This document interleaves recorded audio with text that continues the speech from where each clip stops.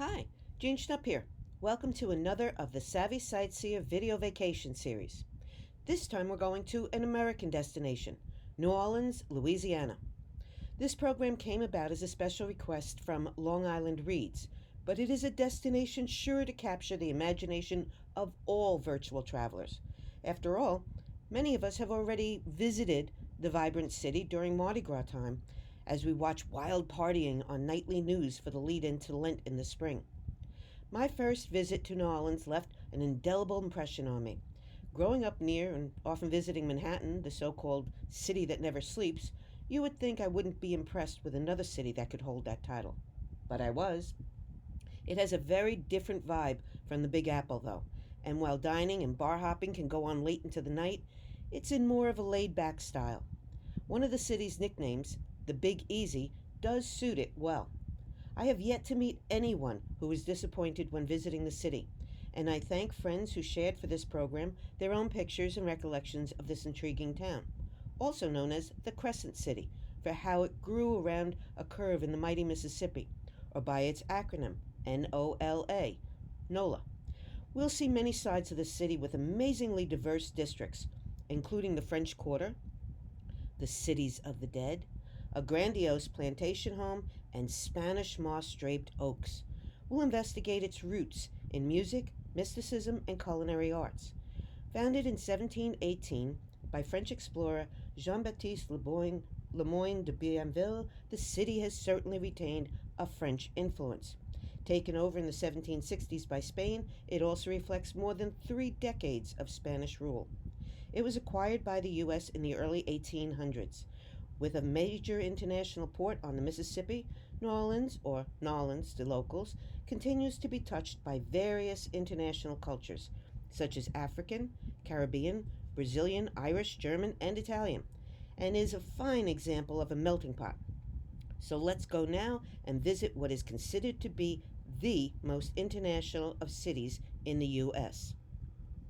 A logical place to start exploring New Orleans is the world-famous French Quarter, about 100 blocks of distinctive history, culture, and architecture. The sector was laid out as a grid by French planners in 1721 and has had its share of devastating fires and floods, but has always been rebuilt and stands as a symbol of Louisiana's resilience. One of its most famous streets is Bourbon, named for a royal family in France and not the amber-colored alcohol, although it is a stretch best known for raucous bar hopping and bead-throwing partiers during Mardi Gras.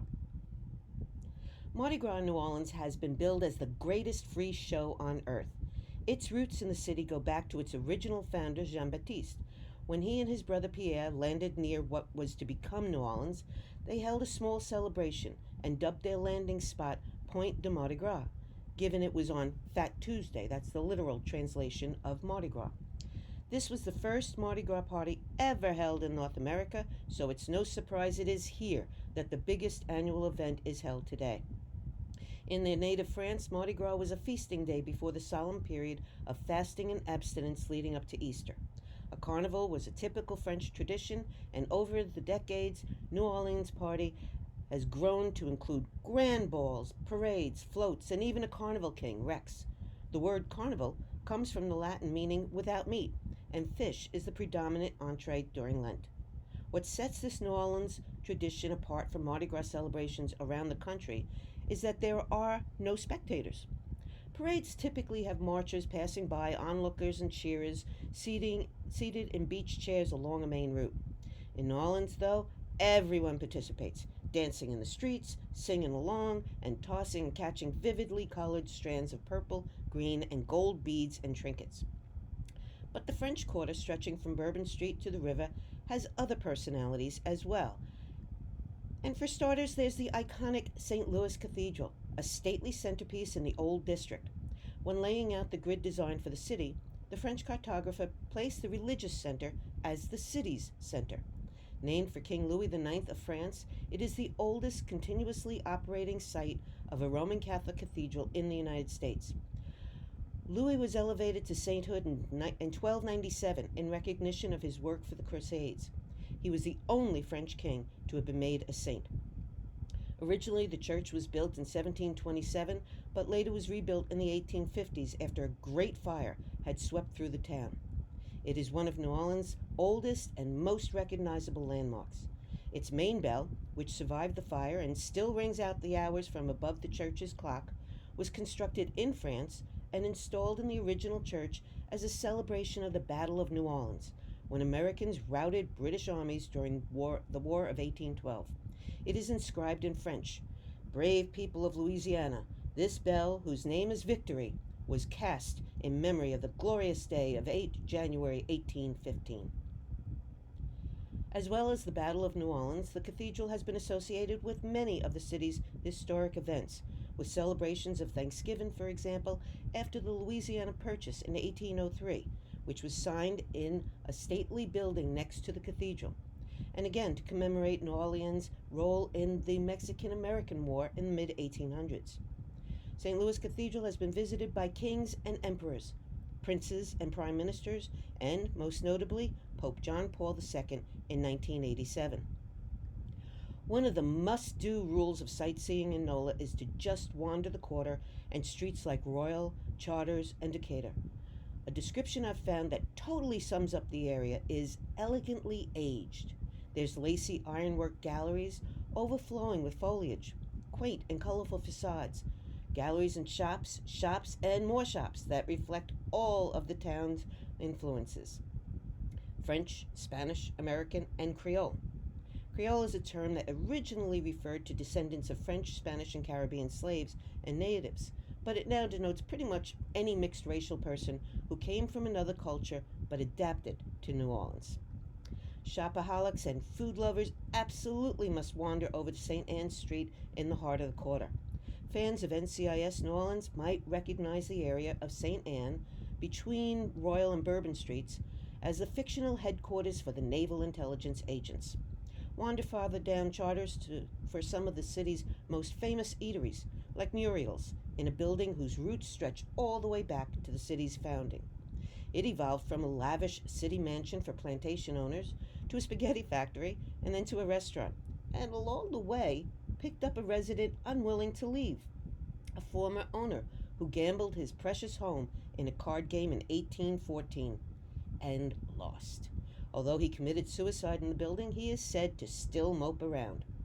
Outdoor seating on the second-floor balcony adds something special, a view of the city's 2.5-acre historic park, Jackson Square, which is home to lots of outdoor vendors and an open-air artist colony. Whether dining in or out, visitors can sample some of the city's most eclectic gastronomical treats around the square. Like one of my favorites, beignets. Normally I do not go for deep-fried foods, but I make an exception for these. Beignets were brought to the region by Acadians. Those are French Canadians who settled in Louisiana in the mid-1700s. The ultimate to-go food is the ubiquitous po' boy sandwich. It reportedly was developed in response to demand for a hearty but low-priced meal for more than 1,000 streetcar workers who were walking the picket line in 1929. When strikers came to get a free sandwich from a local coffee stand, someone in the kitchen took their order by yelling, "Here comes another poor boy." Today's version is still very hearty and typically sandwiched between two pieces of French bread slathered with mayo or sauce is a pile of lettuce, tomato, and pickles laden with the meat or seafood of choice. As for the low-price goal of the original, well, that may have gone by the wayside over time, and typically a po' boy today will run you about $10. Another dish with a backstory is Bananas Foster, a dessert named for Richard Foster, a local civic and business leader. In the early 1950s, his friend and owner of Brennan's Restaurant wanted to find a dish to promote the fruit that flowed into New Orleans port from Central and South America. His chef rose to the challenge and created a decadent concoction: bananas sautéed in butter, sugar, and cinnamon, and then bathed in rum. Presentation is very important and a big part of the dish's popularity. If you have ever been on a cruise ship, you are sure to have seen a waiter dramatically set it on fire at the tableside. The flame burns off the alcohol, leaving behind a smoky taste and a rum flavor, and it is then served over vanilla ice cream. June 24th is National Praline Day, a salute to the signature dish of New Orleans. Pralines are definitely not for anyone watching their calories. Scholars estimate that the vendors began to sell the French-based concoction, a blend of brown sugar, cream, and nuts, on the streets of New Orleans in the 1860s. Typically, pecans, which are plentiful in the area, are the base, but hazelnuts or almonds are also used. I put on a few pounds wandering stores in this town. Many shops had a plate of samples of pralines or another popular dessert, pecan pie. Other specialties you could sample in the Old Quarter are turtle soup, fried fritters, grits, and certainly classic seafood gumbo, teeming with shrimp, oysters, and red snapper and blue crab. Gumbo is a thick stew that draws on both French and West African roots of locals. Pretty much every family has their own recipe for the staple dish that could have chicken or sausage as its main ingredient instead of or along with seafood, and a wide variety of other ingredients such as rice, celery, peppers, okra, and onions. Similar but decidedly different is jambalaya. This meal has represented New Orleans since the days when Spanish settlers predominated. They sought to recreate a popular dish from home, a rice dish commonly called paella. The Nola version typically tops a bed of flavorful rice with a combination of chicken, seafood, and sausage, with peppers, onions, other vegetables, and spices. One seasoning sure to be in either of these dishes is Tabasco. Here, there's even a store on St. Anne Street that sells only items related to the red pepper sauce, which was first developed by Louisiana native Edmund McIlhenny in 1868. His motivation was to give a little zest to the bland diet of Reconstruction South. He labeled his creation Tabasco, a word of Mexican Indian origin which may mean place where the soil is humid. He patented his seasoning in 1870 and started shipping it around the country into Europe. The business is still family-owned and operated on Avery Island, west of New Orleans. Edmund's great-grandson, Paul, branched out the family business and started the first Tabasco country store in 1987. At the shop, fans can find just about anything that the logo could be slapped on. If you happen to be visiting between January and Mardi Gras, a special treat is a king cake, a standard during the season that takes its name from the biblical story of the three kings who brought gifts to the baby Jesus. This coffee cake / cinnamon roll is iced in the colors of Mardi Gras: purple for justice, green for faith, and gold, symbolizing power. As if that's not enough, king cake is usually packed with fruit fillings and a thick cream cheese. Hidden inside is a little surprise, a plastic baby to continue the fun. The lucky one to find it, without cracking a tooth, then has to bring a king cake for the next party. To walk off some of those calories after munching your way around Jackson Square, a place to get away from the crowds and shops, is a spot that's maybe not at the top of most vacationers' to-see list, but in New Orleans is another absolute must: to stop in at one of the Cities of the Dead, so named for their resemblance to urban centers. There are 45 or so grand cemeteries around town from which to choose. 31 of these are considered historic, and 5 are officially listed in the National Register of Historic Places.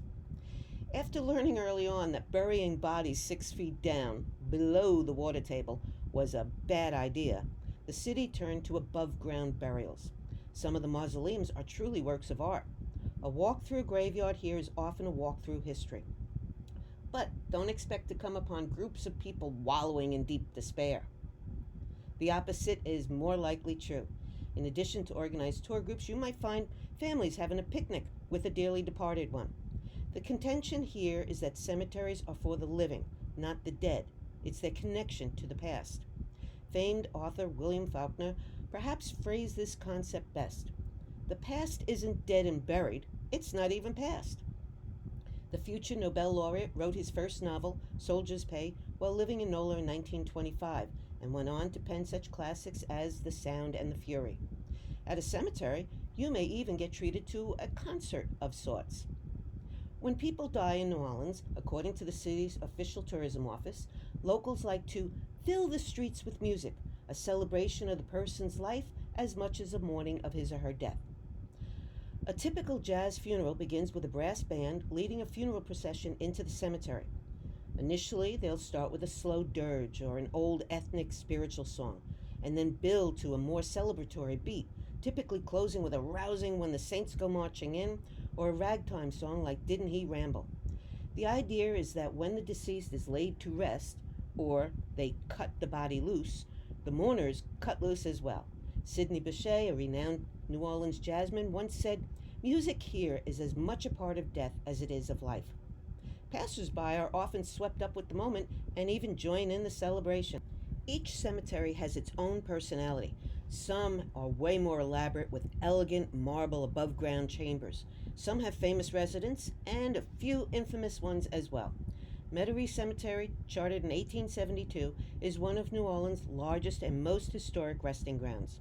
It started out as a racetrack, but was converted to a cemetery following the Civil War, and the oval shape of the track can still be made out around it. Among the graveyard's best-known residents are two notable restaurateurs, Al Copeland, founder of Popeyes, and Ruth Fertel, of Ruth's Chris Steakhouse fame.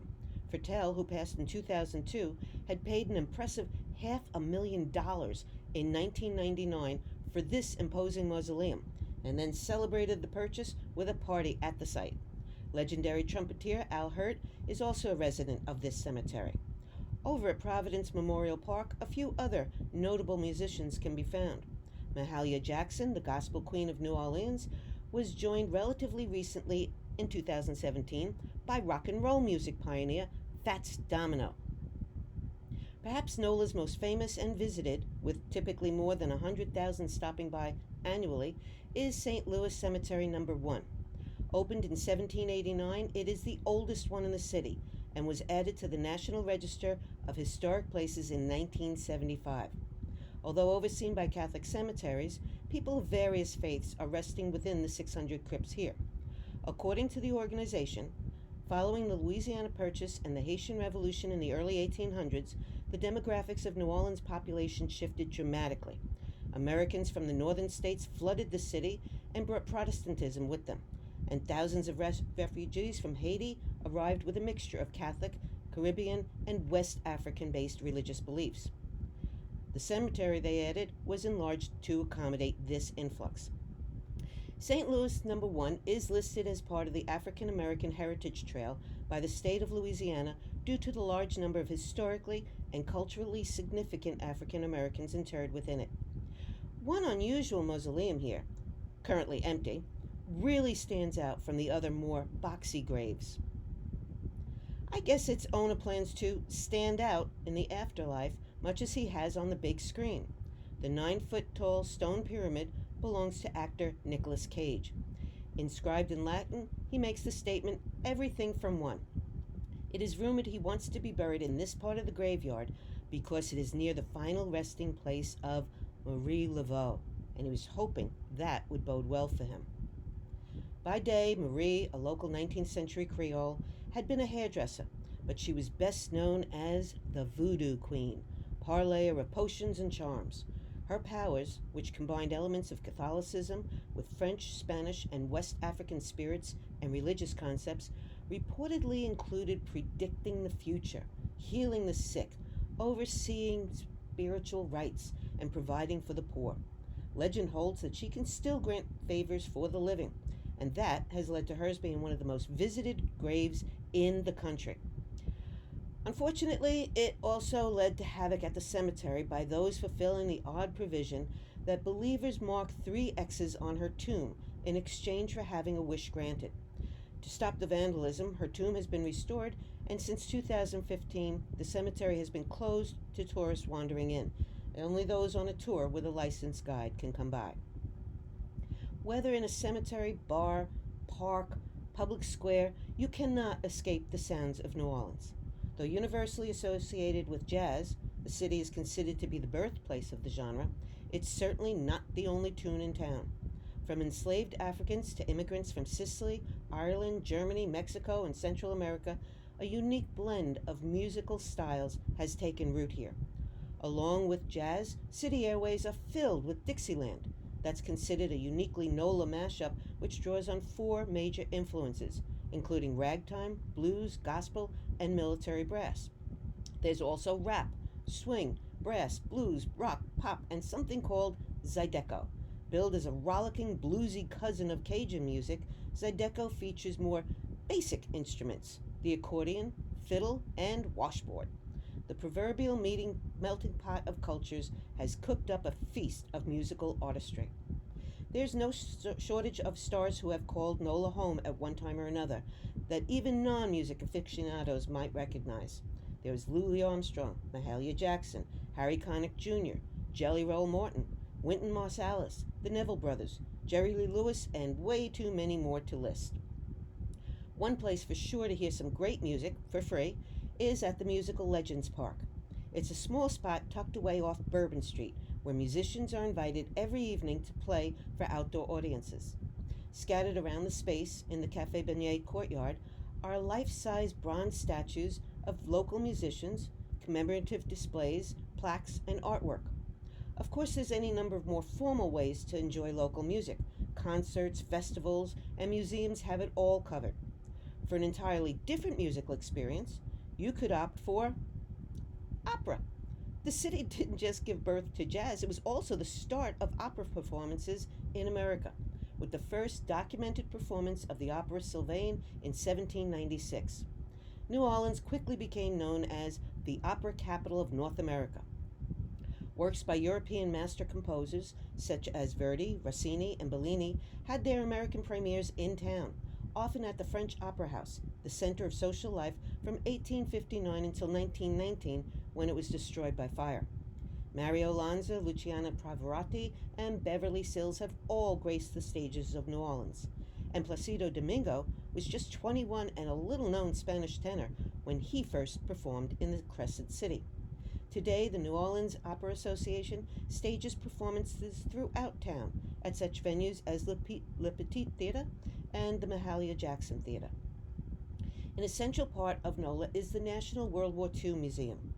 Pay attention to that name. That's the National Museum, here in New Orleans, and not where you might expect in Washington, D.C., though there's some very fine war memorials and museums there. It is the one here that Congress designated as the official World War II Museum of the United States. It is recognized by TripAdvisor as the number 3 museum in the United States, and it is ranked within the top 10 museums in the world. So how did New Orleans get so lucky to be the selected one for the honor to open it here in 2000?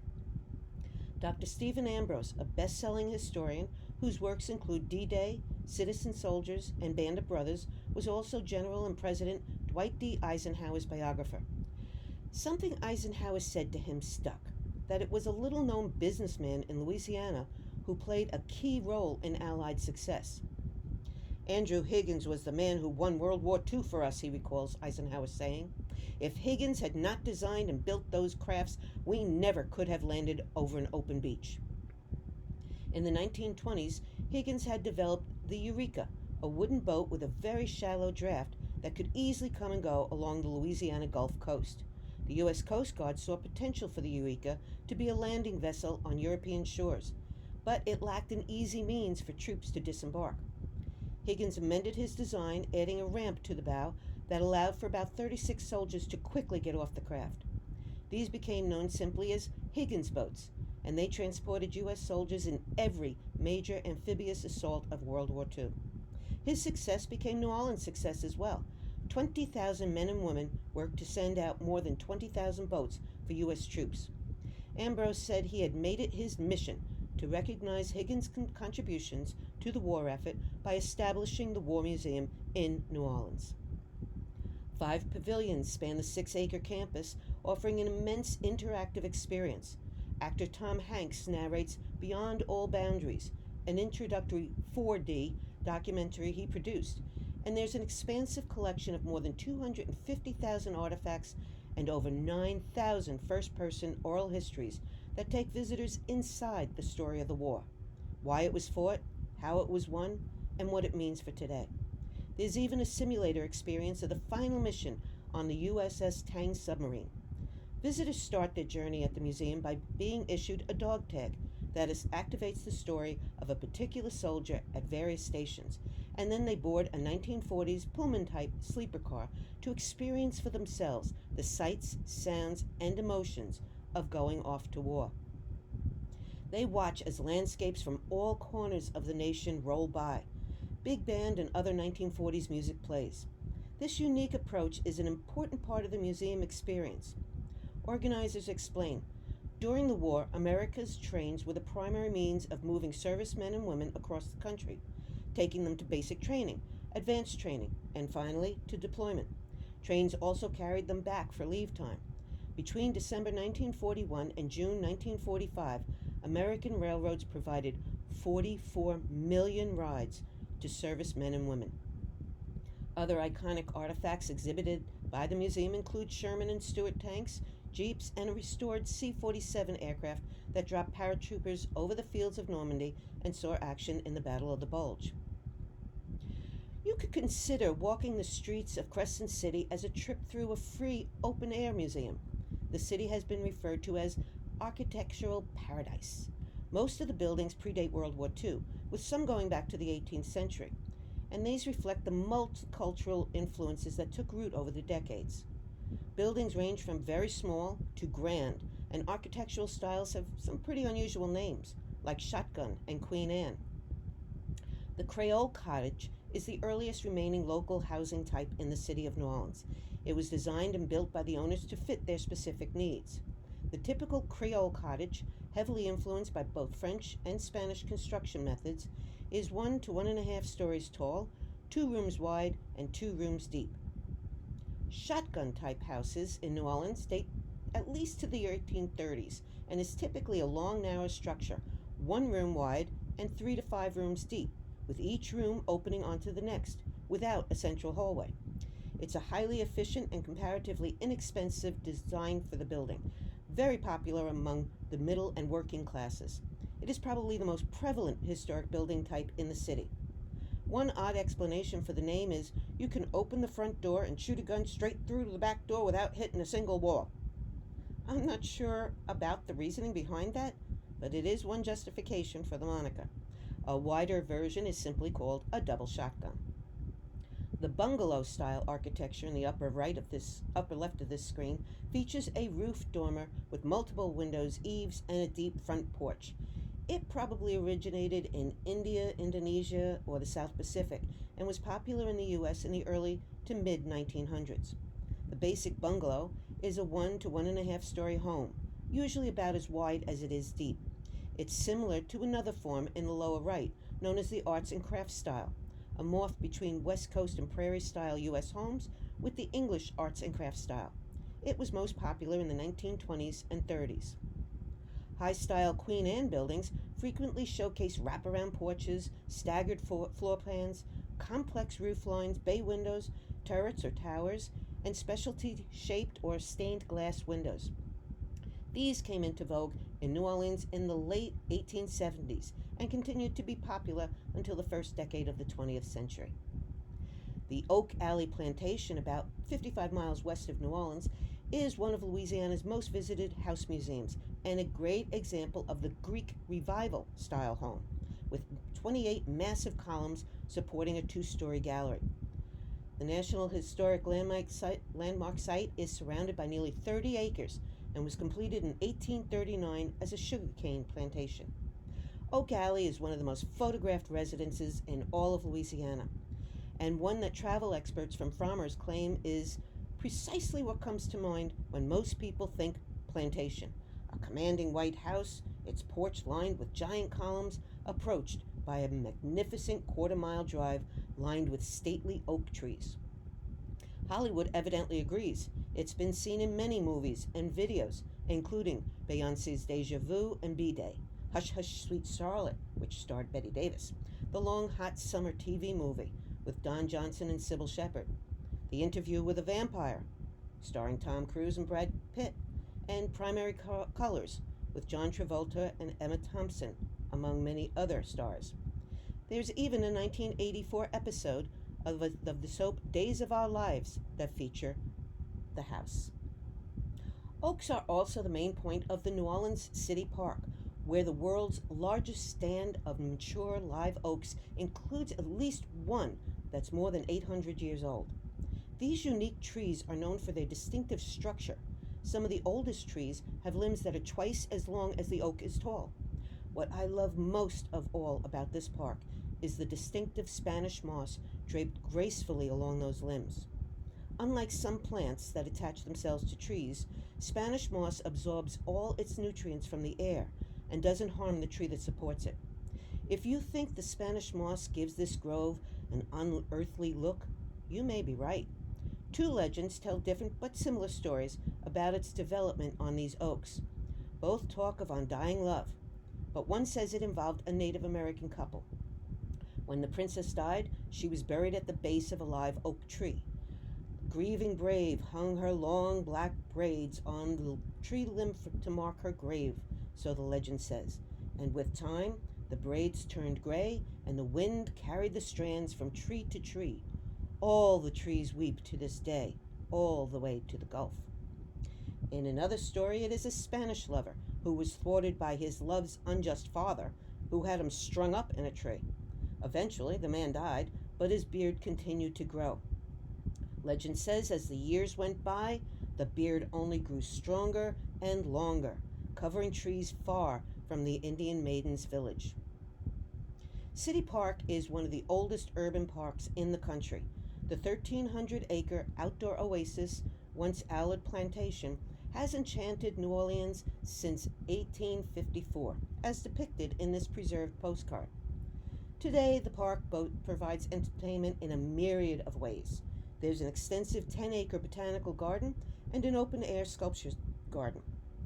It also offers a host of family-friendly activities like jogging, biking, hiking, pedal boating on the lake, an antique carousel, and turn-of-the-century amusement park.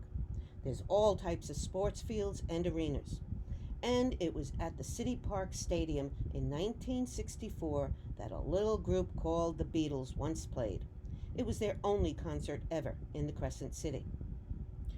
Although the wide variety of oaks are my favorite, they aren't the only trees in the park. There's also cypress, magnolia, pine, and sweet gum. Walking through them brings a Ralph Waldo Emerson quote to mind. The wonder is that we can see these trees and not wonder more. It's no surprise the park is a big draw for getting that just right wedding photo. Especially eye-catching places are the botanical gardens with a Greek-Roman colonnade and the Pavilion of the Two Sisters, or the Pop Fountain, originally built in 1937 as a Depression-era Works Progress Administration project. It's not a mere water fountain, though, according to local folklore. In the 1970s, when the fountain had fallen into disrepair and the water was turned off, it became a gathering place for witches, led by Mary Oneida, who founded the first witch coven to be recognized by the state of Louisiana as a church. The so-called Witch Queen of New Orleans conducted many rituals at the site. The city has since reclaimed and restored the property, much to the delight of wedding planners and photographers. My choice for the prime backdrop for newlyweds in the park is the 1902 Langles Bridge. Standing on the bridge with that Spanish moss elegantly draping from the oaks and the perfect reflection in the water would certainly make any new couple feel this world is a perfect place for them. I hope you've enjoyed this trip to the Crescent City with me. I like to end all of my programs with the words of Dr. Seuss. Sometimes you don't appreciate the moment until it becomes a memory. And I like to add to that to say always remember to celebrate the moments and treasure the memories. If you have any questions about this program, email me or use the contact page on my website. Of course, I also invite you to visit my website to see any of the European destinations I've visited.